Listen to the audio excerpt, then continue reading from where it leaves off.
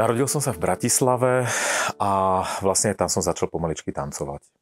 Dovedla ma k tomu mamina v 10 rokoch, keď si povedal, ty sa nejak vieš hýbať, poď to skúsiť do nejakého súboríku detského, detský folklórny súbor Studenka sa to volalo, a tam začali moje prvé kroky. Ale paradox je, že nikto z rodiny nebol folklorista, takže ja som taký ako asi jediný v rodine. Korene sú samozrejme inde.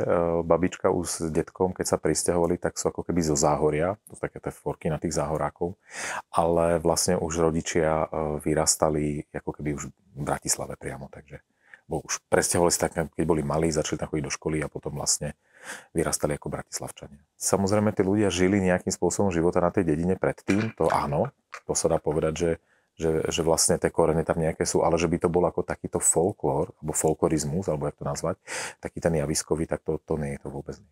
Všetci to máme veľmi podobné. Je to tam také, že nás tam prihlásila maminka, moc sa nám tam chce, niekedy sa nám tam nechce, potom sa tam zrazu formujú tie vzťahy kamarádske a to je veľmi dôležité, pretože to potom posúva tých mladých dopredu a keď sa tam sklbí to, že je tam dobrý vedúci, nejaké zážitky, a to kamarátstvo hlavne, tak človek sa posunie do vysokoškolského súboru a poprípade aj následne aj ďalej. My sme boli taká správna štvorka a povedali sme si už v detskom súbore, že musíme sa dostať do Lučnice. Proste Lučnica je nás taký strop, tá meta úplne, ktorú chceme dosiahnuť. A vlastne všetkým sa to podarilo nejakou formou. A prešli sme, niektorí šli tancovať do ekonómu, ja som pokračoval potom vo folklórnom súbore Dopravár v Bratislave. To bol taký ten medzistupeň, kde človek sa posunie, kde je to taký ten skok a kde sa to láme v nás všetkých, že človeku je 16, 17, už není ani to dieťa, ale ešte není ani ten dospelý. Takže v detskom súbore sa cíti ako veľký king, že ako už je tam veľký frajer, dospelák, všetko vie. Ale vlastne potom, keď prejde do toho dospeláckého súboru, tak vlastne zistí, že je to len taká malá škatulka, ktorá sa mu postupne otvára a zisťuje, že ten svet folklóru je úplne iný a rozmanitejší a tam je vlastne ten maličký a ten zrazu ten posledný. Takže toto si myslím, že keď ustoja ľudia, ktorí prechádzajú z detského súboru do toho dospeláckého, čo sa stalo aj mne, že som to ustál a začalo ma to baviť viac a viac, tak sa človek posúva ďalej. No, ale je to aj o tých vedúcich. Takže ja som mal pána Kohútka a Stano Kohútek, ktorý vedol Dopravár a ten mi ukázal aj tú inú stránku, tú proste tú ľudskú a tú práve tú kamarátstvu a to, jak to vlastne ten folklór, jak to vlastne všetko klbí dohromady. Takú tú rodinu.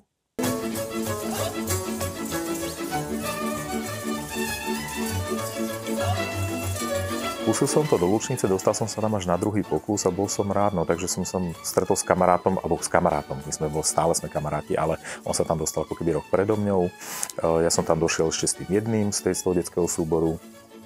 No a tak sme tam potom bačovali ďalej a 5 rokov som si tam odtancoval od roku 95 do roku 2000 nádherný život, no. Tanec a tanečnice z Lučnice, to je také ako krásne, to už je tak. Ja neviem, jestli tí chlapí niekedy starneme, ale je to taká tá puberta a už sú tam aj ten tanec, aj tie dievčatá, aj tie lásky, aj vlastne všetko dohromady, takže to už je také veľmi fajn. Ja som to bral za top, jednak tým, že to vlastne pán nosal, že jo, a Lučnica to ide ako dohromady a jednak som to považoval vtedy aj to bolo najlepšie za pre mňa teleso na Slovensku. A samozrejme človek potom vidí, že ten folklór, jak nám nie je prirodzený, tak človek musí na to trénovať. Takže mne sa páčila aj tá drina, že ozaj to bolo kondične, alebo tie choreografie už boli tak náročné, že musel mať nejakú kondíciu, musel poznať ten región, takže to boli neustále tréningy. Takže ma bavilo aj to fyzično, ale do toho aj to kamarátstvo a všetko tak, takže to sa tak všetko sklbilo. Našiel som si partnerku, ktorá vlastne Erasmom študovala v Bratislave, ale pôvodom bola z Brna. A tá práve prišla, že a nechcel by si skúsiť, v Brne je taký profesionálny súbor, ja hovorím, neviem, tak mám tu partiu, ale tak budem si hľadať zamestnanie, tak pôjdem to skúsiť. Stále ma to tak nejak láka, to tancovanie, akože nejak to sa rozvíjať, ale pre mňa ten folklór, alebo tá ľudové tradície končili ako keby na Slovensku hranicu. A zrazu som si ako vnímal, dobre, že to sú tí Češi, Moraváci, caca, ale zrazu človek, ak prekročil tie hranice, prišiel do toho Ondrášu, tak zistil, jednak robili oni aj slovenský folklór, čo bola ako taká výhoda, a zrazu zistil, že aké sú krásy tých ďalších regiónov Čech a Moravy, a to je úplne úžasné. A musím povedať, že som sa do toho nie že zamiloval, ale páči sa mi to. Ako milujem Chocko napríklad.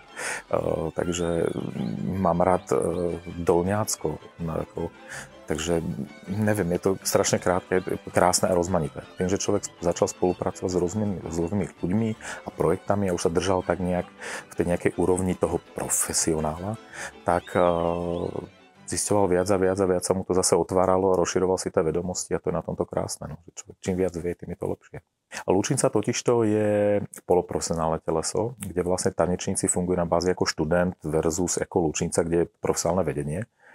Ale Ondráž už je ako keby profesionálny, je tam 5 profesionálnych párov, kde som sa vlastne dostal ako keby tanečník a tam to postupne potom pokračoval ďalej na vedúceho tanca a celej tej tanečnej skupiny a tak. No.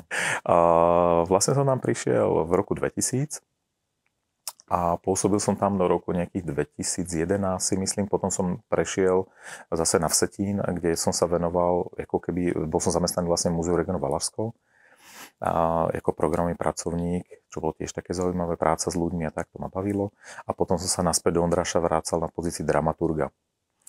Tam to končilo, pretože mi končila zmluva, menilo sa tam vedenie, úplne sme sa, tak jak to býva v práci, človek sa úplne nepohodne, ten smer toho Ondráša niekam inám, si myslím, kam proste, neviem, menilo sa to tam. Takže sme sa dohodli, že sa mi zmluva nepredĺží, ale človek stále funguje vo folklóre ďalej. Zase za všetkým hľadaj ženu a to vlastne som si našiel partnerku na Vsetíne, keď som spolupracoval s tanečnou skupinou Kotár. A to bola čiste náhodou úplne nie, ale bola to Hanka Zdražilová v tej dobe, ktorá vlastne bola dcera Alenky Zdražilovej, ktorá vybudovala Malú Jasenku, 40 rokov viedla úžasné niečo. Takže formovala to a tak, takže to bolo úžasné. A tým pádom pre mňa to bol prechod na ten Vsetín. A potom nám to bohužiaľ ako keby neklaplo, to sa v živote tak stáva. A zase návrat do Brna, iná partnerka, také 3 životné lásky. A tam už ako keby stále pôsobím a fungujem. A čo ďalej? Venujem sa stále mládeži a deťom. To si myslím, že to formovanie to ma baví asi najviac. Tam je vidieť najväčší pokrok. Keď človek zaujme toho dieťa alebo toho mladého človeka a nie, že ho posúva, ale je to tam také, to formovanie vidieť ako také úprimné, je také priame. Ako už na tej skúškach je to cítiť, jestli to toho človeka baví alebo nie, ale človek tam musí prísť s veľkou energiou, samozrejme ako ten vedúci. A ďalej, spolupráca s ostatnými súbormi, tak jak som to mal vždycky, aj to choreografovanie, na čo ste sa pýtala, je, že človek si to tak ako keby vyskúšal, mal možnosť vidieť rôznych kolegov a kamarádov, ktorí stávali choreografie.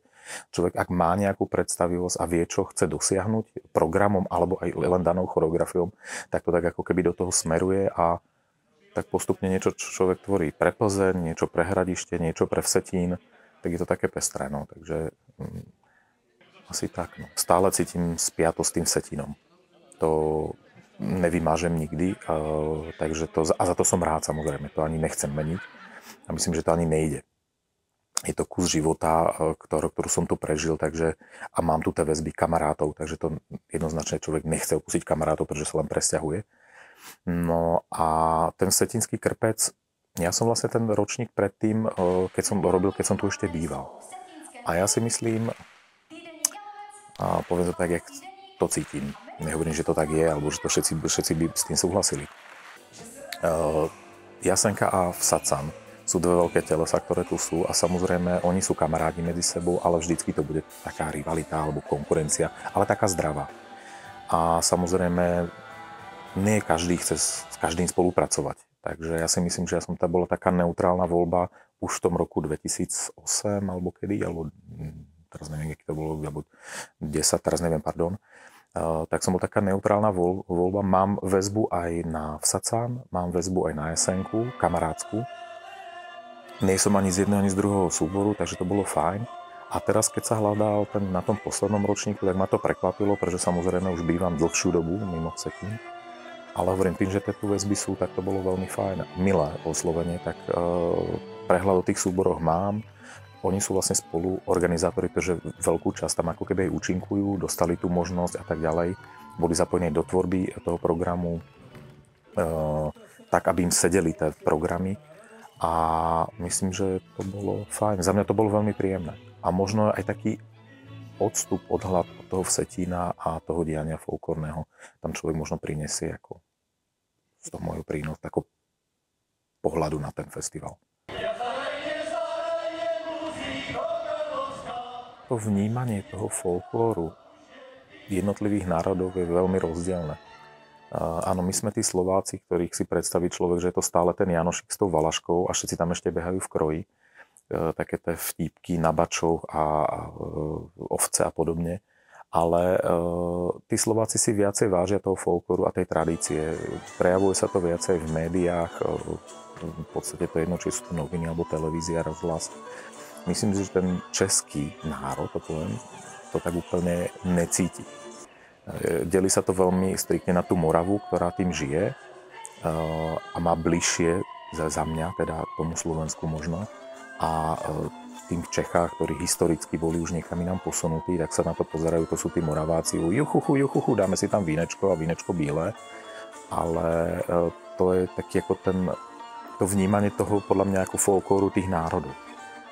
A tí Češi to tak ako nemajú. Není to vidieť v obliekaní, aj v televízii je to veľmi málo, ako sporadicky, až by som povedal, v nočných hodinách napríklad. Ale vysielacie práva sú odfajfnuté, tá práva, percentá sú ako odfajfnuté, keď to poviem tak, dúfam, že nikoho nenaštvem. A že si pozrite nejaký program o polnoci, aj to folklór, že?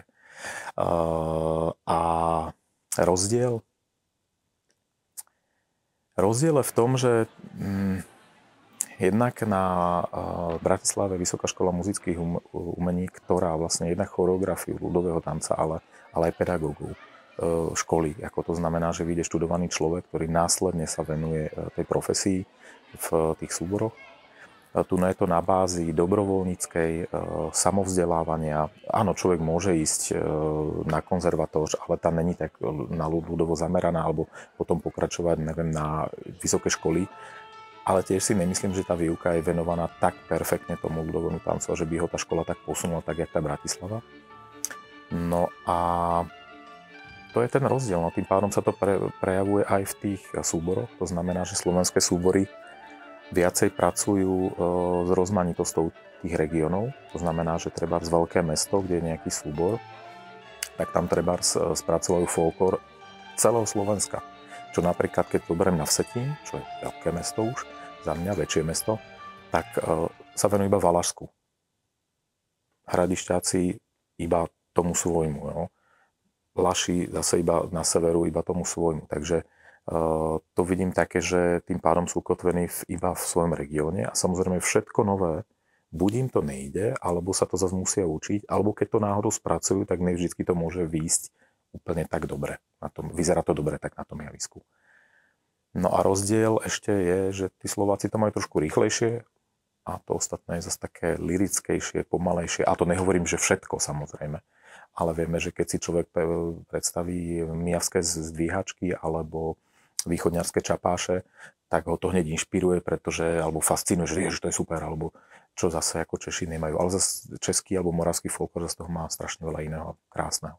A človek je taký ako furt, ako mladý. Teraz napríklad ešte začal som učiť na súkromnej základnej umeleckej škole v Blansku. Takže zasa človek dostal do nejakej, učí tam ľudový tanec a dostal sa do tej partie tých mladých. No tak je to také, furt človek s mladými, dneska zase. Takže pre mňa je to nejaké kolektívy a stále sú tam mladí ľudia, tak myslím, že to je také obohacujúce aj pre mňa. A to, či to cítim, že som v cudzej zemi, tak to vôbec mne nepripadá. Je to 130 km z Brna do Bratislavy, 160 na Vsetín, je to furt všetko tak po ruke.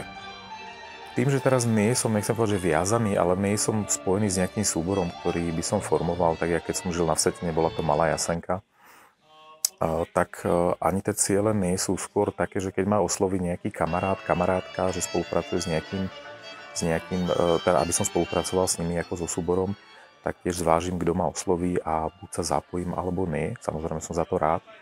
Ale ciele takto, tá zúška teraz je fajn, pretože človek zase niekde patrí, musí tam tie decka nejak vzdelávať v rámci rámcového vzdelávacieho programu ZUŠky a tam budú nejaké absolváky na konci roku, takže to je teraz také, ale som tam iba od září, takže musím do toho systému zapadnúť, takže to je asi tak. Ale ciele, výhradne, že teraz urobím nejaký program a tak ďalej, to nie.